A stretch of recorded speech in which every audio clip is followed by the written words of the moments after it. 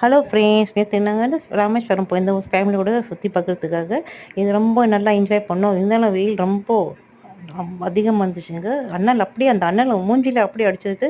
மூஞ்சிலாம் அப்படியே எங்களுக்கு பிங்க் ஆயிட்டு இருந்துச்சுங்க. அந்த மாதிரி வெயில் ஒரு செம்மையா இருந்துச்சு. இருந்தால் கூட ரொம்ப என்ஜாய் பண்ணோம். இது இது வந்து ராமேஸ்வரம் ஹைலைட் என்னன்னா பாம்பன் பாலம்ங்க.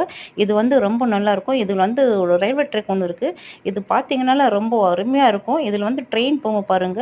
எவ்வளோ ஸ்லோவா போகும். இது கடந்து போறதுக்கே 20லேருந்து 25 மினிட்ஸ் கண்டிப்பாக ஆகும் ட்ரெயின்ல. அவ்வளோ ஸ்லோவா போகும்.